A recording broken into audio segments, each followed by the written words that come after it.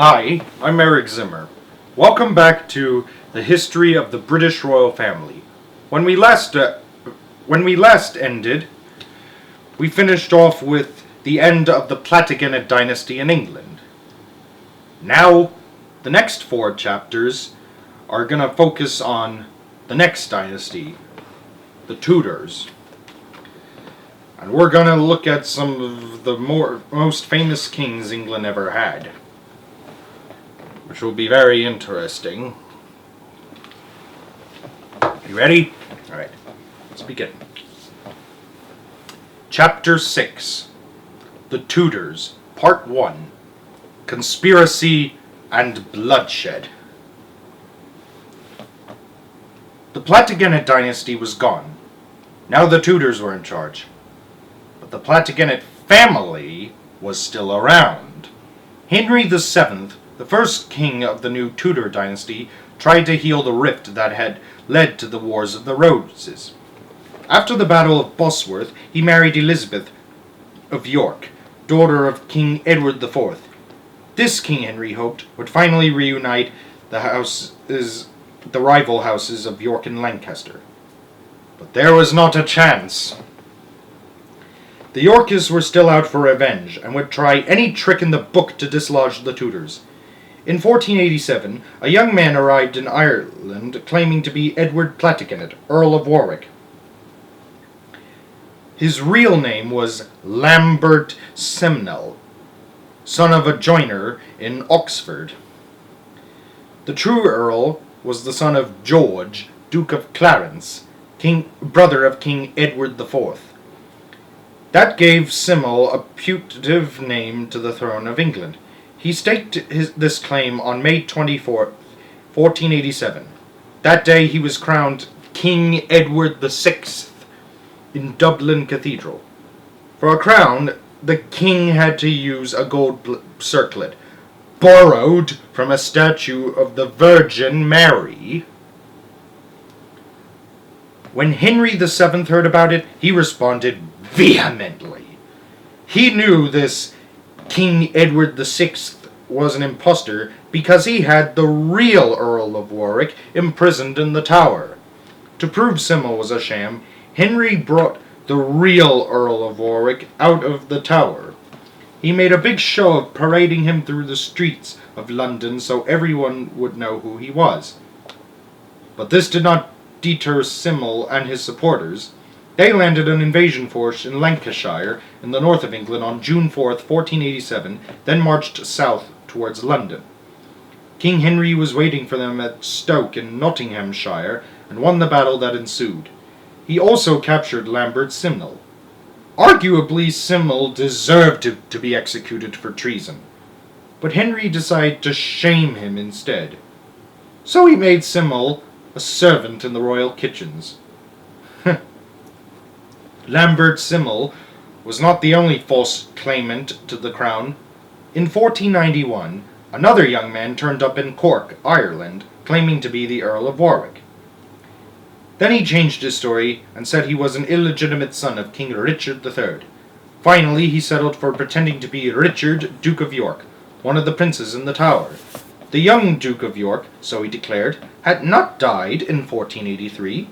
He had escaped and somehow made his way to safety. And here he was, in Ireland, ready to claim the throne of England that was rightfully his.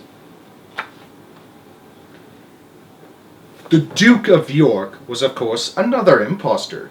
His real name was Perkin Warbeck. He was the son of a customs official in the Netherlands.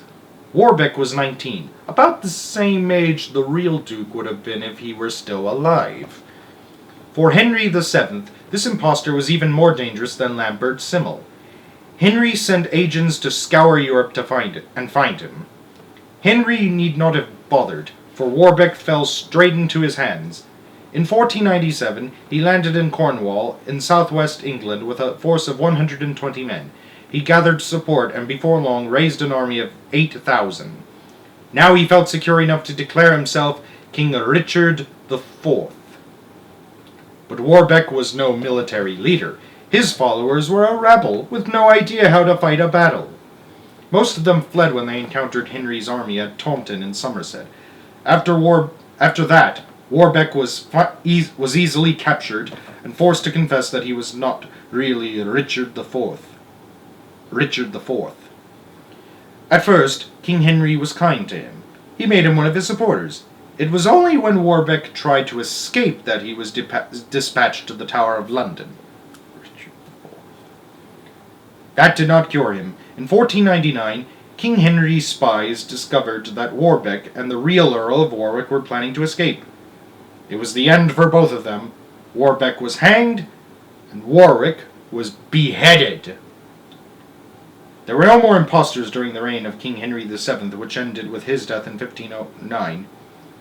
But his successor, King Henry VIII, whom I'm sure you'll recognize in this picture, was obsessed with the Plantagenets and their conspiracies.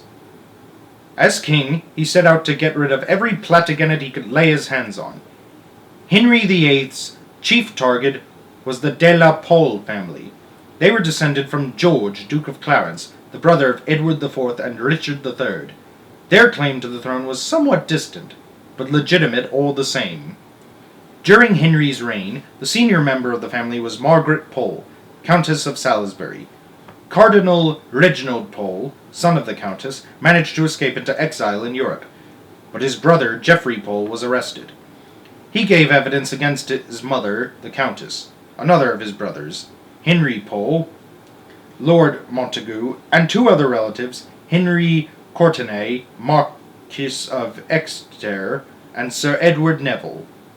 All were executed. By this time, Henry had gained a very bloodthirsty reputation.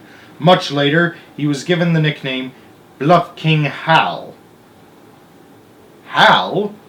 Well, that's a nickname for Harold, not Henry. Oh well. Jolly, friendly, kindly, and always good for a laugh. The real King Henry VIII hardly matched that description. In truth, he was terrifying.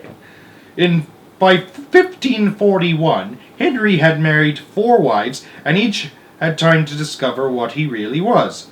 A cruel despot who would not hesitate to torture and execute anyone in his way. Good God.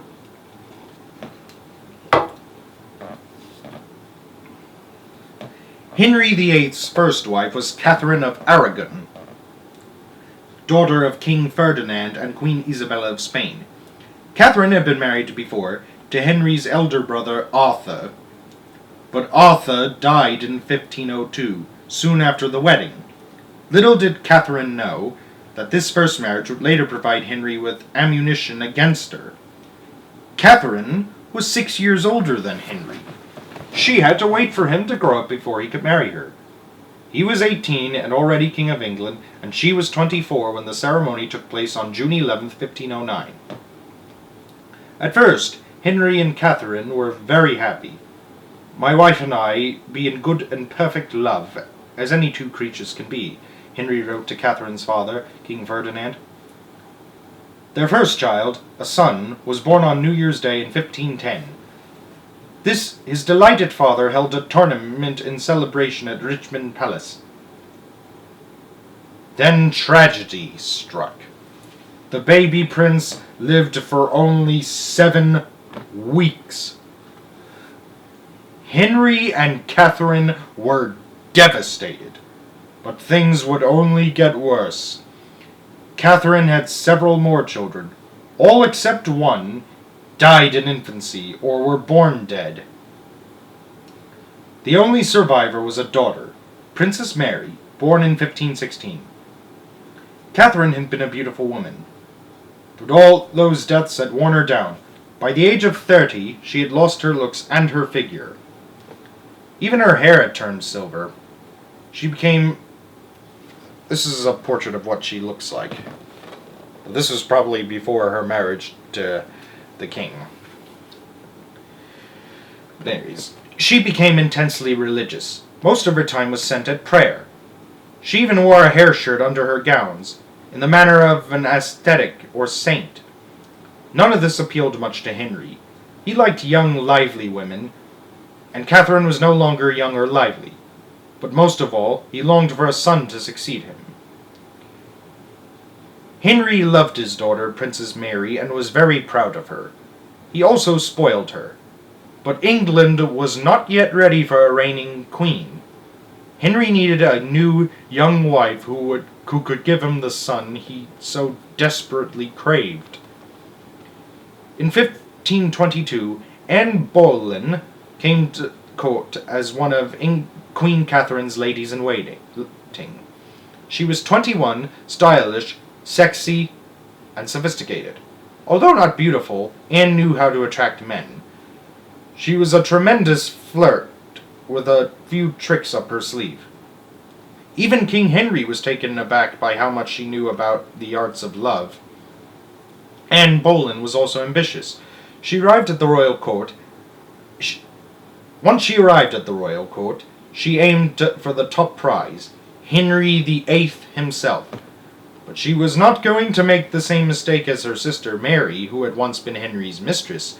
Mary had learned a great deal at the royal court in France, which was in fact a little more than an upscale brothel. She joined in the fun with such zest that even the French king, Francis I, considered Mary little more than a common prostitute. When Henry took her over, he thought he could benefit from such an experienced mistress. But maybe he hadn't been able to keep up with her.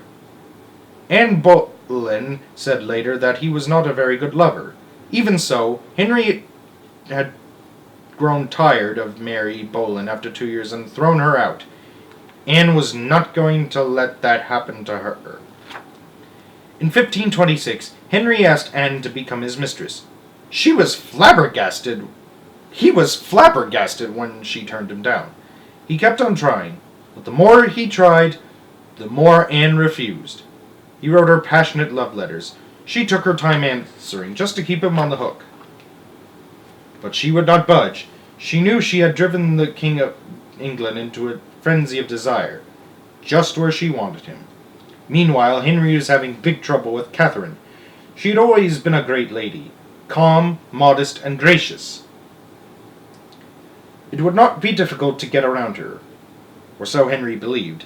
Then he could have Anne Boleyn.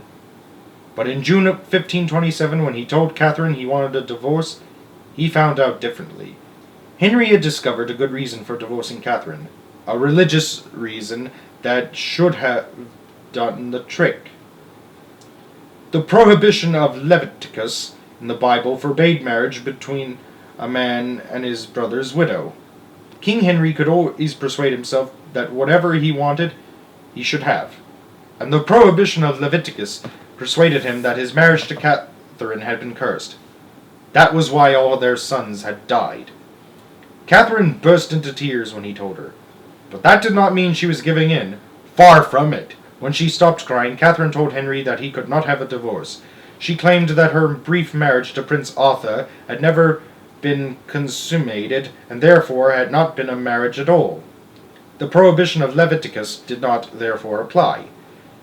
This was the start of one of the most ferocious marital contests in English history. Now that it was war, husband and wife lined up their ammunition. Henry tried to gather evidence that Catherine and Prince Arthur had slept together. He did not get far with that line of inquiry. Some courtiers said they had, others said they had not. Henry was furious, but he tried to get around the problem by sending his chief minister, Cardinal Thomas Wolsey, to Rome. Wolsey's orders were to obtain permission from the Pope for Henry to marry Anne Boleyn. But Catherine had better firepower. She had powerful relatives in Europe. The mightiest was her nephew, King Charles I of Spain, who had the Pope, Clement VII, in his pocket. There was no way Henry was going to get what he wanted from him. When Catherine told King Charles that what was happening, he sent a stern warning to Henry to forget about the divorce or prepare for the consequences. But Charles had other things on his mind, such as French invasions of Spain and his own lands in Italy. These problems distracted the Spanish king long enough for Pope Clement to slip his leash. Clement agreed to send a legate, Cardinal Lorenzo Campeggio, to England to judge the royal divorce case. Pope Clement VII was a cautious man. He told Campeggio to waste time by taking the longest route to England. When he arrived, Campeggio was told he should start by trying to patch up the royal marriage. Above all, Campeggio was to delay again, and make no decision. The Pope need not have taken the trouble. When Campeggio reached England after a journey of 4 months, he found that Henry and Catherine were still at odds. Neither would back down. Catherine fought Campeggio all the way. No, she told him, she would not enter a nunnery. No, she would not leave the court, and she would rather die twice than admit her marriage to Henry was invalid.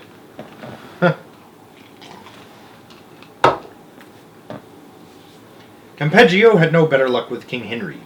He wanted Anne Boleyn, and that was that. Clearly it would be a fight to the finish. All the same, the cardinal convened a special court on June 21st, 1529. He ordered King Henry and Queen Catherine to attend. But after they arrived, it was Catherine who captured all the attention. In her speech to the court, she asked for justice as Henry's true and obedient wife. Then she asked, in all innocence, how he had offended him. It was a great performance. At the end, Catherine swept out of the court. Henry commanded her to return. She refused. Henry exploded. In his fury, he turned on Cardinal Wolsey, his faithful minister since the beginning of his reign. But Wolsey's devotion did not matter now. What mattered was that he had failed to persuade the Pope to let Henry marry Anne Boleyn. Anne had already been running a slander campaign against Wolsey. She had Henry spellbound, and it was only a matter of time before he accused Wolsey of high treason. Wolsey was so upset he became seriously ill. In 1530 he died on his way to London, where the treason trial was to have taken place. Anne Boleyn celebrated his death with a court entertainment called The Going to Hell of Cardinal Wolsey. Ugh. Henry was disgusted, but he was so scared of Anne and her sharp tongue that he let her get away with it. By now he had gone too far with the divorce to walk away from it. Meanwhile, King Charles of Spain had thrashed the French invaders, so the Pope was in his power again, and Henry would have no joy there. He was also thoroughly bedeviled by his women. Catherine still defied him, so did their daughter, Princess Mary, and Anne Boleyn continually nagged him to marry her. In 1531, egged on by Anne Boleyn, Henry separated Catherine from their daughter Mary. Anne believed the two had conspired against the king. Splitting them up might weaken their resistance. The king ordered Catherine to Moor House in Hertfordshire. Mary was sent to the royal palace at Richmond, Surrey. Mother and daughter would never see each other again. After that, Catherine was moved from one house to the next. Each was more decrepit and unhealthy than the last. Wherever she was, Henry sent counselors and other officials to crack her resistance. They tried threatening her. They terrorized her. They told her horrible things would happen to Princess Mary if she did not change her mind. They got nowhere. Meanwhile, Anne Boleyn was showing off in London. She said she would rather see Catherine hanged than acknowledge her as Queen of England. Henry demanded that Catherine hand over her jewels. When she did so, she gave them to Anne. Anne was already living in the royal apartments that had once belonged to Catherine. She had her own ladies-in-waiting. It was as if she were Queen Anne already. She was constantly with the king. They dined together, danced together, went hunting together. I didn't know women went hunting at the time. Who knows? They did everything except sleep together. This stoked up Henry's passion even more. In addition to jewels, he sent Anne other luxurious gifts, such as hangings in cloth of gold and silver, and lengths of embroidered crimson satin. Henry also gave her a title, Marquess of Pembroke, lands worth £1,000 a year went with it. Anne Boleyn was riding high, but she did not intend to hold off Henry forever. Around November or December of 1532, she had last let the king take her to bed. A month or so later, she was pregnant. This was probably no accident. Anne was determined to be queen. Her pregnancy was a warning to Henry to put his foot down and get that divorce. Henry's response to Anne's demands was to change England and the lives of its people forever. At this time in Europe, the Reformation was underway.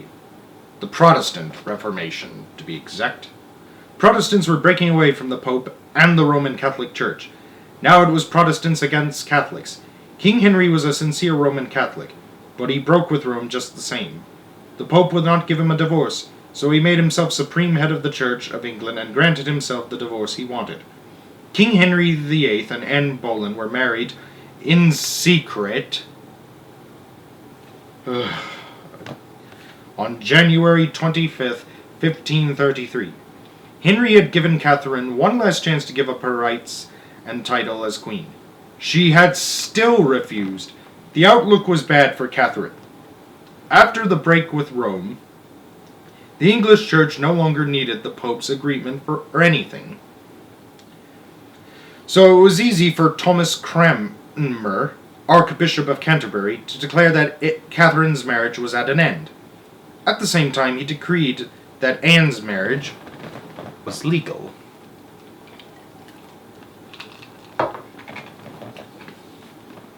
Anne was ordered to stop calling herself Queen of England.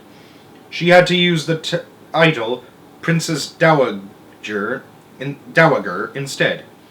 It was a terrible insult. Once more, Catherine refused. When Henry sent her a document changing her title to Princess Dowager, she returned it with the new title crossed out. The furious Henry threatened her. Still, Catherine held out. By now, the struggle between Henry and Catherine had gone beyond a marital spat. Catherine's nephew, Charles of Spain, threatened to invade England. Moreover, Henry's subjects did not like Anne Boleyn, but loved Catherine. Whenever Catherine had to move from one house to the next, people gathered by the thousands to cheer her. Anne was often booed in public. There were public demonstrations against Anne. She was called a whore and a witch. A huge crowd gathered when she rode through the streets of London on the way to her coronation on June 1st, 1533.